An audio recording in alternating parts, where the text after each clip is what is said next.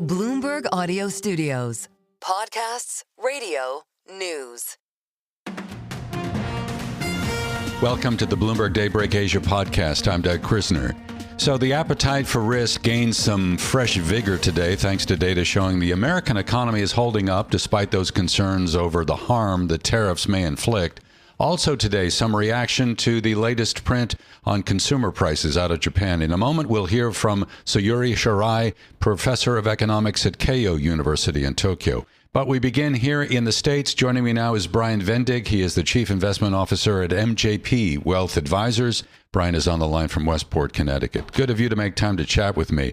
So pretty impressive strength in equities today. We had records for both the S&P and the Nasdaq comp. How did you make sense of the price action today? What did you learn? Thanks, Doug. I think investors are reacting to retail sales numbers coming in higher than expected, rebounding off of the decline of May. Retail sales growing about 0.6% month over month, which was higher than expectation of about 0.2.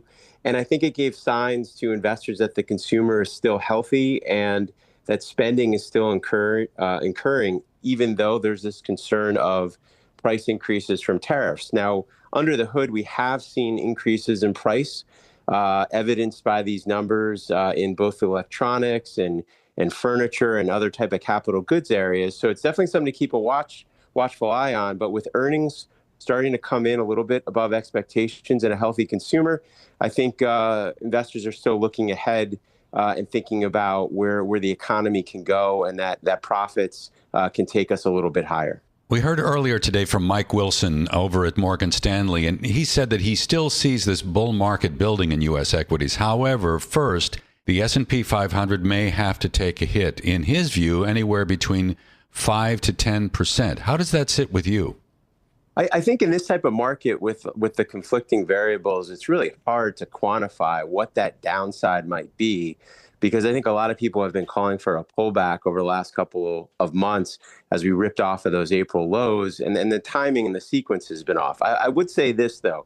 When I look back academically with markets coming back, and we're like 65 plus trading days since those lows, Doug, you usually see a consolidation in the first month after you get such an aggressive bounce back. But when you look out the next 3 and 6 months, market returns have actually been quite favorable. So when I think about the summer months, we're still going through a transition, a digestion period around policy uncertainty with tariffs, the back and forth about rate cuts from the Fed and what policy might be there.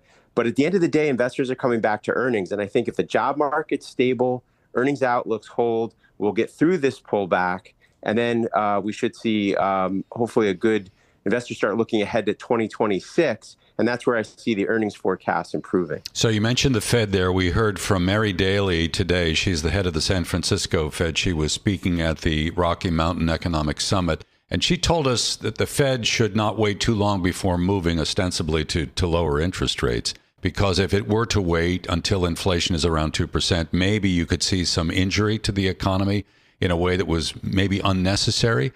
And also today, late in the day, we heard from Fed Governor Chris Waller. Now, to be fair, he is campaigning to be the next Fed chair. That said, he went on to say that the Fed should probably cut rates to support the labor market, which is showing some signs of weakness. Now, he said that on a day when weekly jobless claims were down for a fifth straight week to the lowest level since mid-April. So I'm struggling to make sense of that remark. But how do you make sense of what we're hearing from Fed officials? Well, I think it's clear that Fed officials are starting to become more and more divided between the growth debate of the economy, exemplified by the jobs market, or the inflation debate around tariffs and what really is the flow through and the impact. And I think from the comments that we got today late in the day from Waller, he was speaking more to the point that he saw the price increase from tariffs as a temporary tax, a one-time impact, which then will kind of flow through the system. And I think his comments were also more geared of let's take action now just to be preventative. And if we see that there isn't this slowdown or we're supporting the economy, inflation's not spiking, then he would actually say, let's do the second cut a little bit later on. I think right now, because of the conflicting variables of all the economic data, and also, Doug, a lot of things being so distorted this year with the pull forward of demand with the economy, I think it's very hard to make that call on these data points that keep contradicting themselves month over month, kind of like retail sales. So I think the Fed is making the right decision, or Powell's comments the other day and other voting members is saying let's play the wait and see in September. But it's pretty clear the derivatives markets are also looking the same way, so that we're really not expecting a rate cut this month, and probably more to follow from September on. Yeah, it's particularly interesting because two separate Fed reports in the recent week, these are numbers for early July, kind of show intensifying price pressure. I'm thinking of the Philly Fed manufacturing report. It showed that input prices are on the rise. That was a number that we got today. And then earlier in the week, we heard from the New York Fed, the Empire report. It showed future expectations for higher prices. That's been building. And I'm wondering whether or not, to your point about there being a divide at the Fed, really argues for just a wait and see for a while longer, maybe until after the first of the year. Is that saying too much? I think waiting till the first of the year probably would be detrimental to the economy if you start to see a slowdown in consumer aggregate demand due to price, because the offset of that is it could cause companies wanting to protect margins with jobs. And I think in America, people feel good about spending when they feel confident about their job. And I think the shift, and I agree with you, Doug, that we are seeing capital good prices go up, and it's coming at a cost to some spending in the services area of the marketplace, which has also increased in price month over month recently when we looked at the most recent inflation report. So I think that mix is the issue that our country is dealing with economically. And that's why I think if you wait too long and you see the prices increase, but if demand comes down on the services side, that's the way we're thinking about it. And that might smooth out the concern of runaway inflation, and thus then you need to be supportive of the economy. And that's why we're in the camp that some cuts, one or two cuts in the fourth quarter, probably would make sense, so that the Fed doesn't get too far behind the rearview mirror that we all know that they're looking at, because they've decided to be data dependent and not provide those forward-looking expectations as they did erroneously in the past, and they're just going to fall back and see how the data plays out over the summer. How do you evaluate the risk that these trade tensions will drag on past August 1st? Well, I think that's a great question. We've accepted that the U.S. effective tariff rate will probably be somewhere between 15 to 16% on an overall basis, which is significantly up from where we ended the year last year at 2.5% for the country. And I think what we're searching for is the fact that the companies that can eat some of that cost now, but recognizing they're going to pass some on to the consumer, I think is going to be evident. I think that's going to happen. But at the same point in time, as long as we still see, I think, a stable labor market, that's the tipping point to say the economy has a tolerance for that. Because wages are still up year over year, spending is still happening with the upper income bracket in the United States. And so I think this all kind of comes together to say that, look, profits, can they work through and get through this environment with a higher price environment? The answer is yes, but it takes several years for supply chains to adjust. And I think that's something that businesses are trying to adjust to, depending on if you're a capital goods business or if you're in the services space. We heard from Netflix after the bell, a very impressive forecast for full year sales and profit margins. And a lot of this is being driven by markets offshore, the international market for Netflix. How do you feel about the story in Netflix, or whether it's still something that's interesting? Do you see it being fully intact still? Yeah, I think the story for Netflix is really interesting, and I'll make one comment or two about the quality of earnings as well. I mean, I think the transformation point about the platform, I think moving forward, is how consumers are going to think about TV. And when you think about YouTube or Netflix, these are platforms that can continue to evolve to add content, whether it's in sports or entertainment or purchasing other broadcast companies and integrating that on that international basis. And their quality of earnings definitely was impacted by currency translation, with a weaker dollar coming back, which helped. But I think analysts were a little bit disappointed, Doug, on the outlook, and they were probably hedging a little bit about that international growth story, subscriber-based story. But I really still see them being innovative and pushing out on what TV or content management is going to be in the future. And also, just to remember, a big part of their growth is also ad business and growing that through their platform. And so as the platform continues to grow and diversify, I think there's an opportunity as well. But don't get me wrong, forward price earnings ratio is pretty high, over 40 in this environment. And going back to our earlier comments, I think when you think about equities in this environment, if you're looking for an opportunity to jump into some of these higher growth names, that might be around the corner.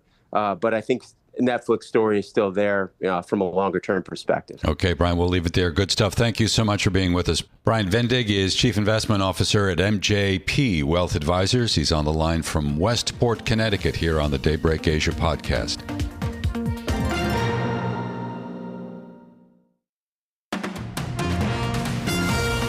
Welcome back to the Daybreak Asia podcast. I'm Doug Krisner.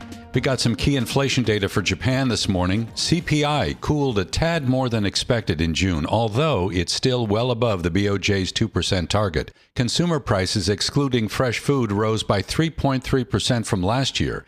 And that, in turn, is keeping pressure on Prime Minister Shigeru Ishiba to placate voters ahead of this week's national election. For more on the inflation story, we heard from former BOJ board member Sayuri Shirai, now professor of economics at Keio University. She spoke with Bloomberg's Haidi, Stroud-Watts and Shery on. Always great to get your insights, Sayuri. So tell us a little bit about, first, your reaction to the CPI numbers, because it was decelerating from the previous month, also core CPI coming in below estimates. Could it be a sustained downtrend, or is this a one-off? I think this is all related to the energy inflation deceleration. It's partly because of the subsidy on energy started again, and May data, it was a base effect, so inflation looked much bigger than it is supposed to be. So once you exclude all that, inflation still remains high. So it doesn't mean inflation is decelerating. But over time, imported inflation prices started to come down. So I think over time, inflation starts to come down. What's going on with rice, though? Yeah, still 100% increase from last year's. Like video said, agricultural farmers, they need higher prices, but, 100% increases, beyond, all these factors. So it must be something to do with distribution, and a lot of people think this is something to do with agricultural cooperatives, sort of controlling prices. So I think when prices are very high like this, Prime Minister Ishida does not want to change import prices. So I think this frustrates a lot of people in Tokyo area. Right, which could have implications for the upper house elections. Yes. And what are the economic implications for Japan if Prime Minister Ishiba loses the majority in the upper house? So it means a lot of consumption tax cuts will happen, because the only ruling parties was suggesting just a provision or one time for all small increase in cash transfers on about $130. It's just so tiny. But all opposition parties talking about consumption tax cut, 0% consumption tax rate on the food, or income tax cut. So of course everybody wanted. But in terms of fiscal consideration, it's quite a big impact. So it might lead to the higher, it's a hike in 30, 40-year yield. So that creates difficulty. What are you seeing when it comes to the gap between real household wealth, real wage growth, and increasing inflation? Is that something that still has to be closed, particularly if it's going to increase household and consumer confidence? Yeah, so, everybody remember the spring wage negotiation, resulted very successfully, like 5%, right?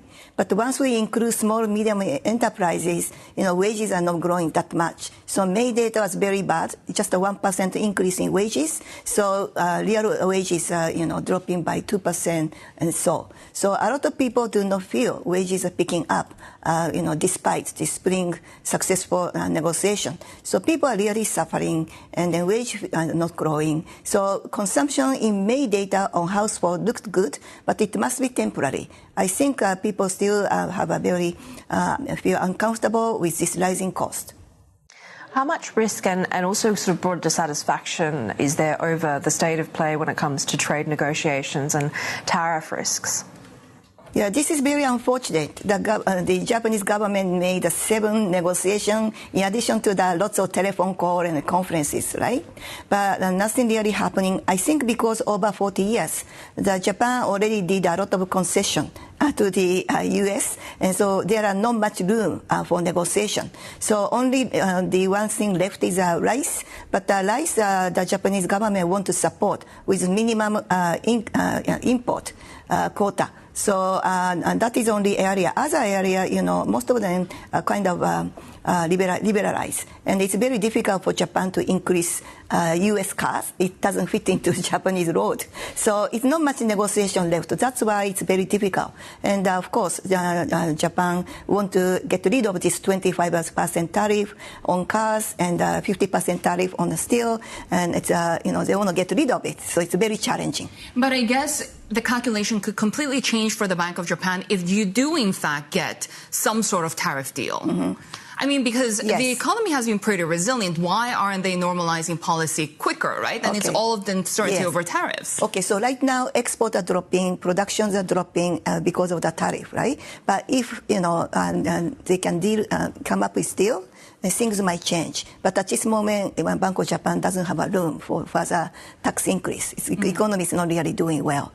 Especially when we're looking at, for example, JGB yields as well, continuing to rise, right, because of the balance sheet reductions from the BOJ. Yeah. How does that also sort of restrict the movements of what the Bank of Japan can do? Yeah, so right now, 30-year, 40-year yield is very, very high, exceptionally high. So I think BOJ is very careful. That's one of the reasons why they started to slow down QT, right? So I think, that's another reason why BOJ will be careful in terms of, raising interest rate. Although they may want to normalize, but at this stage, the economy is not doing well, and this 30, 40-year yield is going up. So it's very difficult, yeah. Sayuri Shirai, always good to have you with us. Professor of Economics at Keio University. Of course, Haidi will be watching that upper house election this weekend here in Japan. Thanks for listening to today's episode of the Bloomberg Daybreak Asia Edition podcast. Each weekday, we look at the stories shaping markets, finance, and geopolitics in the Asia Pacific. You can find us on Apple, Spotify, the Bloomberg Podcast YouTube channel, or anywhere else you listen. Join us again tomorrow for insight on the market moves from Hong Kong to Singapore and Australia. I'm Doug Krisner, and this is Bloomberg.